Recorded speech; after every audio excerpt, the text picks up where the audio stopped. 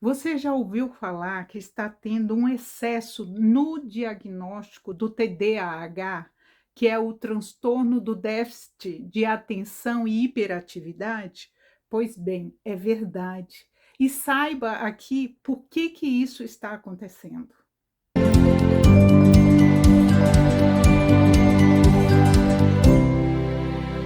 Segundo dados da Agência Nacional de Vigilância Sanitária, de 8 a 12% das crianças estão sendo diagnosticadas como TDAH, que é um déficit de atenção e hiperatividade que causa, entre outras coisas, a falta de atenção, a falta de concentração. Sem contar que a criança pode se mostrar muito agitada, atrapalhar os colegas, enfim, são várias as queixas dos pais e dos professores. Mas é preciso realmente ter cuidado em relação a isso, porque quando o diagnóstico é precipitado, a consequência pode ser muito ruim para a vida futura da criança. Vamos continuar falando sobre isso, um problema que vem afetando as nossas crianças, mas antes vamos conversar um pouquinho sobre o canal, sobre o fato de ser tão importante você se inscrever aqui. Você já se inscreveu? Inscreva-se, me ajude, nos ajude, vamos fazer parte dessa comunidade aqui do canal e fazer com que o canal cresça cada vez mais. Assim nós teremos mais vídeos cada vez mais interessantes sobre o funcionamento da nossa mente. O TDAH, ele tem origem, causas físicas e biológicas. É por isso que os médicos psiquiatras, eles prescrevem a Ritalina para que a criança fique mais calma, mais tranquila, que se concentre mais, que possa aprender mais e melhor. Acontece que muitas vezes os sintomas que se parecem com TDAH podem ser sintomas de outras questões. Só que nesse caso, questões psíquicas, emocionais, psicológicas. Ou seja, não tem nada a ver com uma causa orgânica e, portanto, não precisa de medicação. Por que isso acontece? Acontece porque os pais preocupados ou os professores com o fato daquela criança não aprender, não conseguir se concentrar, atrapalhar os colegas na sala de aula, ou crianças que têm insônia, que ficam nervosas o tempo todo, irritadas, desobedientes, crianças que apresentam todos esses sintomas que se parecem realmente com os sintomas do transtorno do déficit de atenção. Só que pode ser que tudo isso seja consequência do fato da criança estar convivendo em um ambiente que não seja o adequado para ela. Desde o nosso nascimento, o lar onde a gente vive, ou seja, o ambiente em que a gente é formado, é muito importante. Por que isso acontece? Porque esse ambiente, ele está ligado aos nossos comportamentos, à nossa forma de ser, a forma como nós vamos nos desenvolver e viver no mundo, como nós vamos agir em relação às outras pessoas e às coisas que nos acontecem de uma maneira em geral em nossa vida. É por isso que é muito importante que esse ambiente, ou seja, o local onde a gente vive, seja um local, um ambiente de paz, um ambiente fraterno, com afetividade e também com calma e tranquilidade. Uma criança, ela pode estar agitada, ela pode estar muito incomodada com o fato da briga entre os pais, por exemplo. Pais que brigam demais, que têm muita desavença, pais que vivem discutindo. Acontece da criança Veja bem, não é sempre, mas pode acontecer da criança inconscientemente, ou seja, ela não premedita nada, ela não quer fazer isso, mas pode ser que de forma inconsciente essa criança que vive num lar onde as brigas são constantes entre os pais, pode ser que essa criança ela assuma determinado posicionamento de forma a atrair a atenção dos pais para ela. Aí ela começa o quê? A se sentir insegura. Veja bem, tudo isso de forma inconsciente. Voltar a fazer xixi na cama, não querer ir para a escola, não se concentrar nas tarefas de casa, e aí qualquer tarefa, tanto as tarefas ligadas à escola, como, por exemplo, amarrar o sapato, arrumar a gaveta das roupinhas dela. Pode ser que ela não tenha concentração para nada disso, sendo que, na verdade, ela está reagindo ao que está chegando a ela, ou seja, os meus pais brigam, os meus pais não se entendem, e a partir do momento em que eu começar a atrair para mim essa atenção, eles vão parar de brigar, porque eles não vão conseguir enxergar outra coisa a não ser o meu problema. Tudo isso, como eu disse, de forma inconsciente, mas que faz total sentido em muitos casos. Nesse caso, a solução, o diagnóstico não pode ser pautado em cima de uma causa orgânica, porque o que a criança precisa é que os pais façam essa modificação de comportamento. Tudo que a criança precisa é que muitas vezes os pais procurem um terapeuta de casal, por exemplo, para poder se acertarem, para poder conseguirem lidar de uma forma melhor com as desavenças que acontecem entre eles. É claro que nenhum casal pensa igual, é claro que uma ponta e a outra ponta do casamento não são obrigados a pensar igual, mas é preciso que eles aprendam, tanto o homem como a mulher, é preciso que aprendam a lidar melhor com seus sentimentos e com as desavenças, com as discordâncias que forem surgindo ao longo desse relacionamento.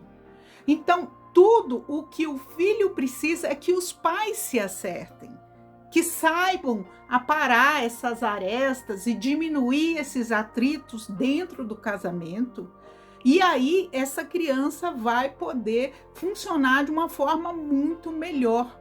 O casal se acertando, o filho também acaba se acertando e tendo a paz necessária que ele precisa para ter um bom relacionamento na escola, para ter uma boa cognição, ou seja, o seu aprendizado fluir de uma forma satisfatória, espontânea e natural, sem que para isso precise usar a medicação. Existe também crianças que vêm de lares equilibrados, os pais não brigam muito, entram em comum acordo em relação à criação do filho, enfim, o ambiente de uma forma assim nuclear é um bom ambiente para que essa criança viva. Só que a gente vive em constante mudança tecnológica, nós somos o tempo todo ativados, os nossos sentidos são o tempo todo estimulados para a gente ficar pensando coisas novas, adaptações. A gente mal se adapta a um celular, a gente mal aprende a mexer com um relógio, aí já aparece um outro relógio na televisão e já aparece um outro celular. São outras ferramentas que acabam que a gente acaba adquirindo e que nem sabe lidar direito. Então, tudo isso, toda essa tecnologia, todo esse excesso de informação, e aí a televisão também contribui para isso, tudo isso chega também à criança. E essa criança, ela fica sim agitada, ela fica, ela pode ter insônia, ela pode ter esse déficit de atenção, mas não por uma causa orgânica e biológica. Não, essa criança ela pode ter esse déficit de atenção devido ao ambiente em que ela vive, mas não um ambiente causado pelos pais, exatamente, mas pela sociedade em geral, pelo mundo. E aí o que é preciso? Que essa criança ela seja acompanhada de forma a ela ter uma vida mais saudável, digamos assim, hora para dormir, hora para acordar, idas ao parque, idas a locais onde ela possa entrar em contato com a natureza, ou seja, conviver em ambientes de paz, onde não haja esse excesso de tecnologia. E nesse passeio, não colocar o celular na mão dessa criança, deixar que ela se solte no parque, na praça, que ela brinque, que ela corra, que ela possa ser criança, como as crianças de antigamente, longe dessa tecnologia. Não é que essa criança tenha que ser criada longe do computador, longe do celular, não é isso, mas é porque esse excesso é que causa problemas, esse excesso tecnológico é que causa problemas. E aí, no caso, os pais precisam checar horários, estipular um tempo que seja razoável para a criança jogar o joguinho lá na internet, mas que também ela tenha um tempo para desenhar, para pintar, para mexer com massinha, para mexer com cartolina, recortar figuras, usar tudo, as mãos, as mãozinhas, de forma que ela possa desenvolver outras habilidades que não seja somente ali a mente ligada 24 horas nas novas informações que chegam o tempo todo, seja para um adulto, seja para uma criança. Todo dia a gente vê novidade na televisão enfim, nas redes sociais o tempo todo. E isso, para um cérebro que ainda não se desenvolveu, como é o caso do cérebro da criança, que não se desenvolveu a contento, isso é ainda pior, é ainda mais grave. Faz mal para nós adultos também, essa correria tecnológica total do dia a dia. Mas para a criança faz mais mal ainda, porque justamente isso, ela está em desenvolvimento. E pode ser que isso esteja causando a insônia, a falta de aptidão para os estudos, a falta de calma para ficar sentada, observando a professora falar, a professora ensinando como deve ser o dever de casa, o trabalhinho manual. Falta o quê? Ela está acostumada a parar e observar e ouvir primeiro, antes de agir. Então, é por isso que os pais também podem contar com o auxílio de um psicólogo, não só para a resolução dos seus próprios problemas enquanto casal, mas também um psicólogo infantil que possa acompanhar a criança e ajudar nesse diagnóstico, se realmente é TDAH ou se é uma reação ao ambiente que a criança está vivendo, que ela está sendo submetida.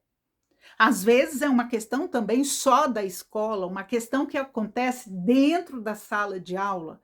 E aí esse profissional, esse psicólogo poderá ajudar sim nesse diagnóstico, que é feito pelo psiquiatra, porque afinal de contas, essa medicação, a principal é a Ritalina, a principal medicação, né, que vem sendo usada. A Ritalina, ela tem que ser prescrita pelo médico. Outra coisa importante também que a gente deve levar em consideração é que a Ritalina, quando em excesso, ela pode causar sérios efeitos colaterais. E aí pode ser uma insônia crônica, ansiedade, depressão, síndrome do pânico. Então, muitas coisas podem acontecer. Fisicamente, a pessoa pode desenvolver hipertensão.